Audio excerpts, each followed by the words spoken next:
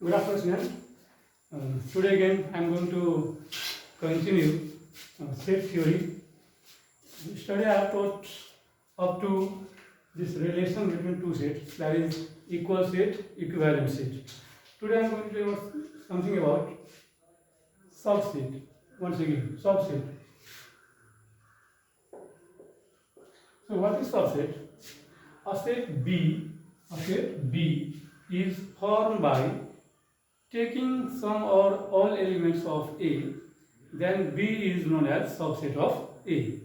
यसरी हेरौँ, हाम्रो एउटा सेट A छ, ल A B C D E F G H र अर्को सेट हामीसँग B छ, हामीले B D E F यो लियौँ। अब के हुन्छ, यो B का सबै एलिमेन्टहरु कहाँ छ? A मा छ। मीन्स यो A का केही एलिमेन्ट्सहरु लिएर यो B बनेको। कसरी बनेको? यसको B लिएर, D लिएर, E र F, यसरी यसका केही एलिमेन्ट्स, केही मात्र हैन, अल एलिमेन्ट्स लिएर पनि बनाउन सकिन्छ। सो एउटा कुनै सेटका केही अथवा all, means some or all एलिमेन्ट्सहरु लिएर जब हामी अर्को सेट बनाउँछौँ भने त्यो सेटलाई हामी के भन्छौँ? Subset. So what is subset? A set B is formed by taking some or all elements of A, then B is known as subset of A. यो डेफिनेसन हाम्रो बुकमा पनि छ, त्यसले मैले दिने डिफाइन मात्रै गरिदिन्छु। एकचोटि फेरि भन्छौँ, B is a set which is formed by taking some or all elements of A, then B is known as subset of A. कुनै एउटा सेट B जुन A का केही अथवा सबै एलिमेन्टहरु लिएर जुन बनेको हुन्छ त्यसै सेटलाई हामी सबसेट भन्छौँ। यसलाई जनाउने कसरी? यो B is the subset of A. यो सबसेटलाई जनाउने तरिका हो। यसको सबै एलिमेन्ट भयो भने यसलाई हामी यसरी पनि गर्दिन्छौँ। यो सबसेटको नोटेसन हो। पुरै यसरी गरौँ, B is the subset of A. B is the subset of A. यसमा पहिला मैले यो लेखेको छैन भने यसको अर्थ के भन्छ? यसको प्रोपर सबसेट हो। यस्तो भयो भने इम्प्रोपर सबसेट हो। So what is proper and what is improper, त्यो अब म यहाँ डिफाइन गर्छु। प्रोपर सबसेट, सबसेट दुई किसिमको हो, एउटा प्रोपर र अर्को इम्प्रोपर। प्रोपर भनेको के छ? यदि त्यसका केही एलिमेन्ट्सहरु मात्रै लियो, कम्तीमा एउटा कम एलिमेन्टबाट यदि बनेको छ भने त्यसको सबसेटलाई हामी के भन्छौँ? Proper subset. माने इम्प्रोपर त्यसका सबै एलिमेन्टहरु लिएर हामी बनाउँछौँ भने त्यसलाई भन्छौँ हामी इम्प्रोपर सबसेट। प्रोपरमा हेरौँ, हामीसँग एउटा सेट A छ, त्यही A B C D E F G H भने अर्को सेट हामीले B बनायौँ, मानौ यो ABC छ। यो सेट कस्तो सेट हो? यसका केही एलिमेन्ट मात्र लिएको, सबै लिएको छैन। केही एलिमेन्ट्स मात्रै लिएर कि हामीले सेट बनाउँछौँ भने त्यो सेटलाई हामी के भन्छौँ? Proper subset. भने इम्प्रोपरमा हामीसँग एउटा सेट A त्यही छ, A B C D E F G H भने अर्को सेट हामीसँग B त्यही हुन आउँछ, E F G H C D B A Q। यहाँ के देखिन्छ? यसैबाट सबै लिएको छ, कुनै छोडिएको छैन, सबै लिएको छ हैन। यसरी A का सबै एलिमेन्टहरु लिएर कुनै सबसेट हामी बनाउँछौँ भने त्यसलाई हामी के भन्छौँ? Improper subset. यो चाहिँ प्रोपर सबसेट र इम्प्रोपर सबसेट। अब प्रोपर र इम्प्रोपर सबसेट पछि अब यसैमा हामी ओभरल्यापिङ र डिसजोइन्ट दुईटा देख्न अब हामी पढ्छौँ। यो थियो सबसेट। अब सबसेट पछि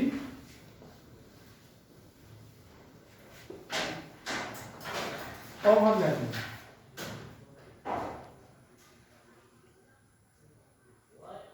ओभरल्यापिङ यसलाई हामी जोइन्ट सेट पनि भन्छौँ।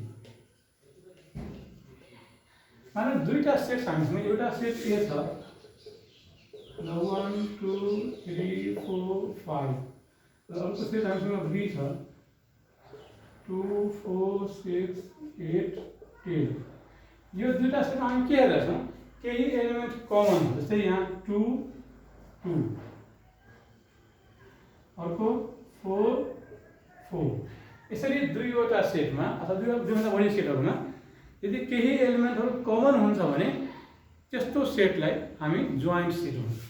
यसलाई जोइन्ट किन भनेको, किनभने यसलाई हामीले भेन डायग्राम हेऱ्यौँ भने यो एउटा सेट हामीसँग के छ, अर्को सेट हामी बी सेट, यो 2 र 4 कहाँ हुन्छ, यसमा हुन्छ 2 र 4, जुन एमा पनि पर्छ बीमा पनि पर्छ।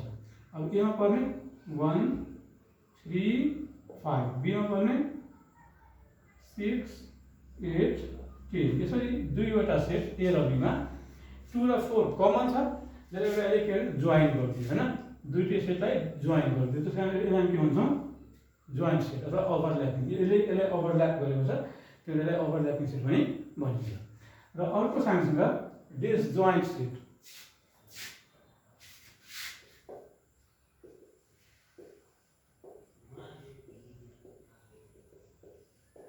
डिसजोइन्ट सेट भनेको दुईवटा सेट जसका कुनै पनि एलिमेन्टहरू कमन हुँदैन, दुईटैका एलिमेन्टहरू फरक हुन्छ भने त्यस्तो सेटहरूलाई हामी के भन्छौँ, डिसजोइन्ट सेट।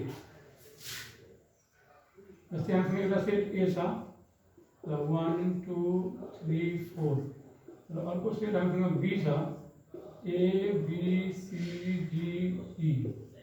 यहाँ हामी के हेर्छौँ, ए का एलिमेन्टहरू फरक छ, बी का एलिमेन्टहरू फरक छ, जहाँ ए र बीमा कुनै एलिमेन्टहरू मिल्ने छैन। यदि यसलाई हामीले यस्तो डायग्राम बनायो भने हामी के पाउँछौँ, ए छुट्टै हुन्छ, बी छुट्टै हुन्छ, किनभने दुईटैमा मिल्ने केही पनि छैन। जस्तै एमा हुन्छ 1 2 3 4, बीमा हुन्छ A B C D E. यस्ता यी दुईटा सेटहरू के भयो, जोइन्ट नभएको, त्यसलाई हामी डिसजोइन्ट सेट भनेर भन्छौँ।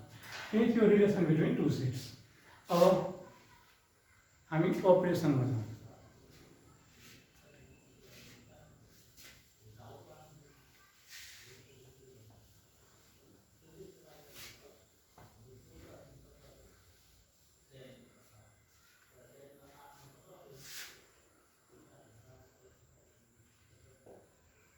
Operation of set. In general algebra operation भनेको जोड घटाउ गुणन भागलाई बुझिन्छ। Addition subtraction multiplication division, these are the operations. But in सेटमा हामी अपरेसन भन्नाले दुईवटा सेटहरूलाई कम्बाइन गर्ने अथवा दुईवटा सेटहरू बिचको एलिमेन्टहरू मात्र निकाल्ने, त्यस्ता कुराहरूसँग पर्छ। यसमा के पर्छ, एउटा पर्छ युनियन, दोस्रो पर्छ इन्टरसेक्सन,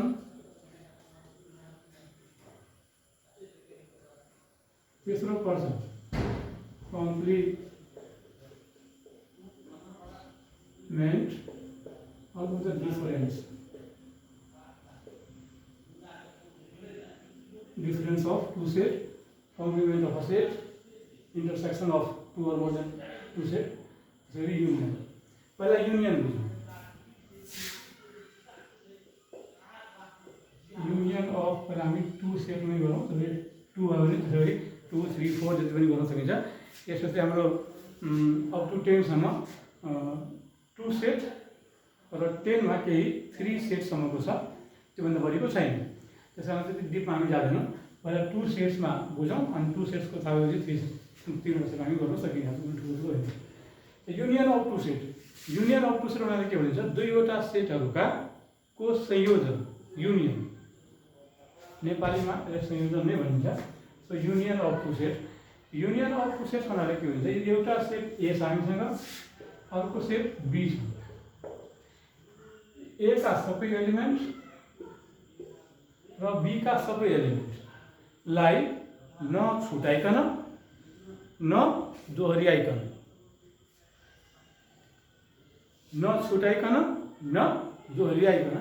यदि त्यसका सबै एलिमेन्टहरूलाई हामी एउटा सेट बनाउँछौँ, यी दुईटै सेटका एलिमेन्टहरूको यदि हामी एउटा सेट बनाउँछौँ भने त्यो सेटलाई हामी के भन्छौँ, ए युनियन बी। जस्तै एमा थाम्छौँ ल 1 2 3 4, बीमा थाम्छौँ 2 4 6 8। सो ए युनियन बी हाम्रो के हुनु पर्छ 1 2 3 4 6 8। हामीले के गर्यो 2 यहाँ बन्छ 2 यहाँ बन्छ, तर हामीले 2 पहिला लेखेका छैन। किनभने हामीले रिपिट गर्नु हुँदैन र 4 पनि 2 पहिला थियो, 4 पनि हामीले एकपल्ट मात्र लेखेका छौँ। र अरू यसको पनि कुनै छुटेको छैन, यसको पनि कुनै छुटेको छैन।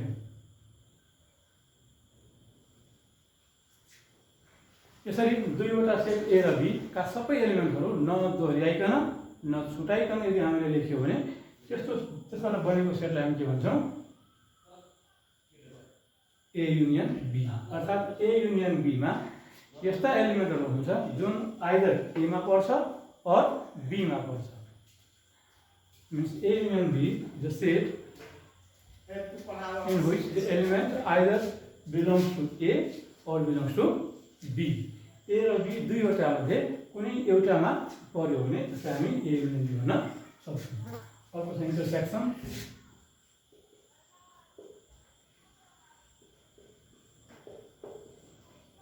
Intersection of two set.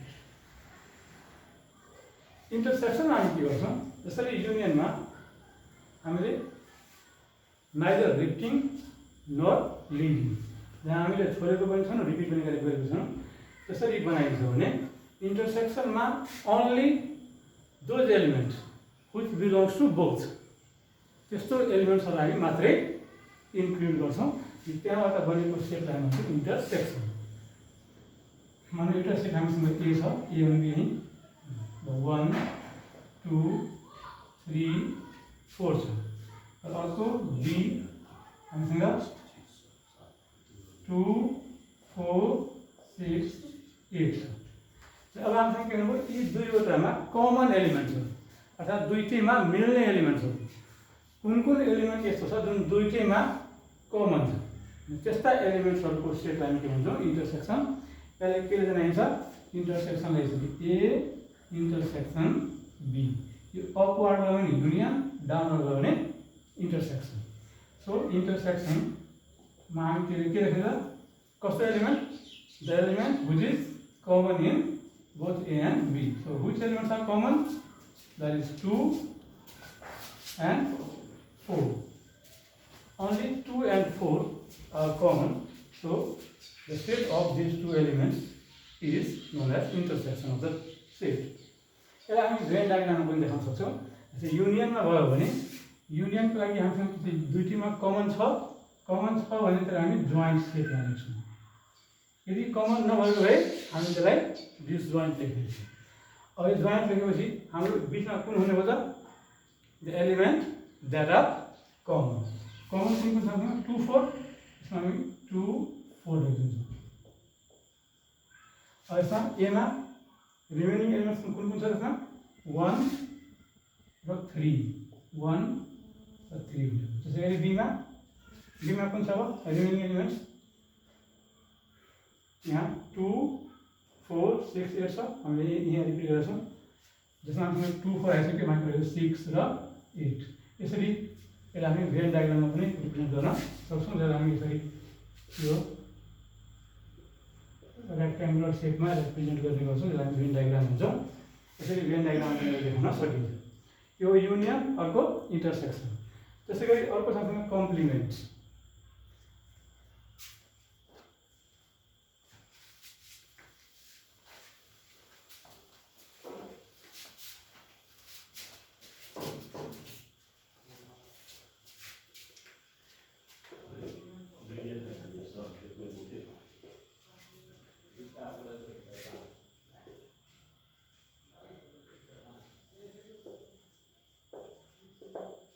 Complement of a set। मानव कुनै एउटा युनिभर्सल सेट छ U, जहाँ हामी कुरा गर्छौँ अप टु 10 सम्मको नम्बरको, 1 2 3 4 5 6 7 8 9 10। र अर्को हामीसँग A छ एउटा सेट, जहाँ 1 3 5 7 9 छ। अनि अब युनियनमा भएको तर ए मा नभएको, आई रिपिट, युनियनमा भएको तर ए मा नभएका यस्ता एलिमेन्ट्सहरूलाई हामी के भन्छौँ, ए को कम्प्लिमेन्ट, अर्थात् ए भन्दा बाहेकका एलिमेन्ट। तर हामी ए कम्प्लिमेन्ट अथवा हामीले ए कम्प्लिमेन्ट यसरी पनि जान्न सक्छौँ। यो दुई मेथड जाने यो ए कम्प्लिमेन्ट हुनाले के भन्छ, यु डिफरेन्स ए, अर्थात् युबाट ए मा नभएकालाई हटाइदिने। जब हामी के भन्छौँ, यु हामीसँग यति छ, ए यो भयो, युबाट हामीले ए मा मिल्नेहरू हटाइदिने। के बाँकी रहन्छ हामीसँग, 1 यहाँ मिल्ने थियो हट्यो, 2 छ छैन, हामीसँग 2 यहाँ रहने भयो। त्यसरी 3 छ यहाँ मिल्ने, 3 हटाइदियो हामीले, 4 मिल्ने छैन, ल 4 राख्यौँ। त्यसरी अर्को 5 मिल्ने छ, 5 हामी हटाइदियौँ। अर्को 6 7 मिल्ने छ, 7 हटाइदियौँ। 8 9 मिल्ने छ, 9 हटाइदियौँ। 10 यसरी यसलाई भन्छ हामी ए कम्प्लिमेन्ट, अर्थात् ए भन्दा बाहेकका एलिमेन्ट छन्। ए मा जुन एलिमेन्टहरू हुन्छ त्योभन्दा बाहेक यदि युनियनमा केही एलिमेन्ट्सहरू छ भने त्यसलाई हामी भन्छौँ ए कम्प्लिमेन्ट। त्यसै गरी बी कम्प्लिमेन्ट, सी कम्प्लिमेन्ट होइन, अर्थात् युनियनमा भएको मध्येबाट त्यहाँ जुन ए मा मिल्ने हुन्छ त्योहरू हटाएर बाँकी रहेकोलाई हामी भन्छौँ ए कम्प्लिमेन्ट। अर्थात् कुनै पनि सेटको कम्प्लिमेन्ट भन्नाले युनिभर्सल सेटबाट त्यो सेटमा मिल्ने एलिमेन्ट्सहरू हटाएर बाँकी रहेको एलिमेन्ट्सहरूको सेटलाई कम्प्लिमेन्ट्स अफ द सेट भनिन्छ। र यो कम्प्लिमेन्ट्स थियो। अर्को सँगसँगै डिफरेन्स।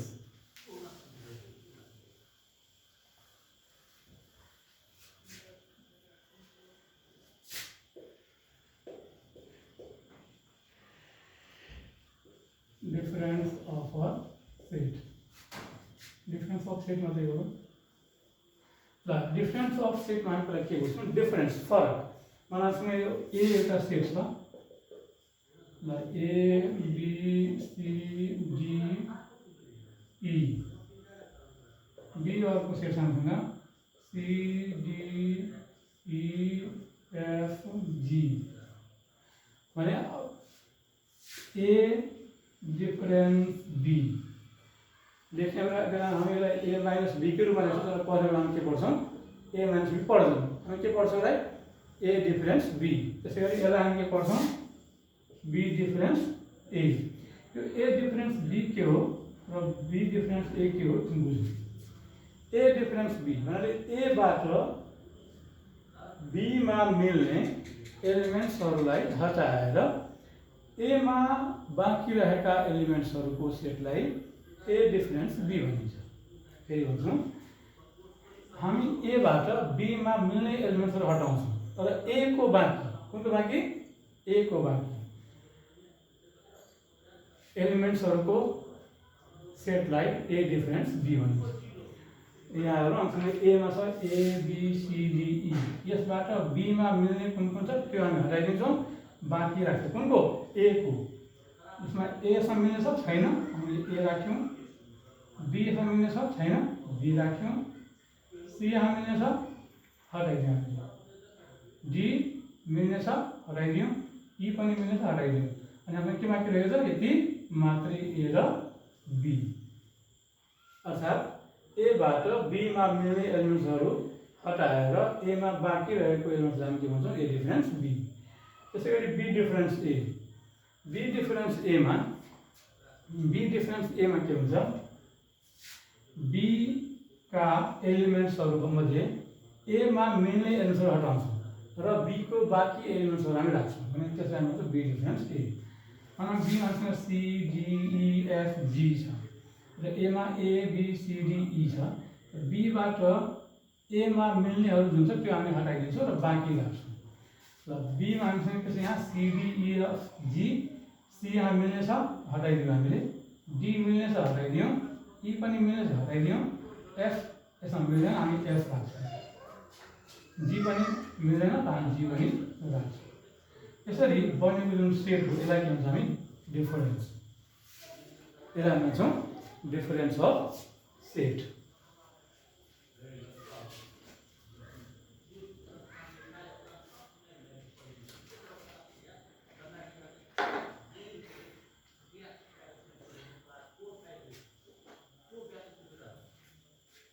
अब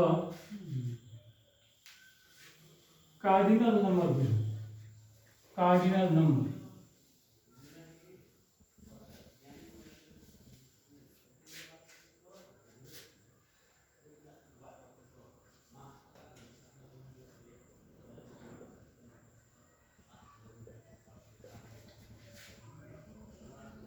कार्डिनल नंबर भनेको के हो?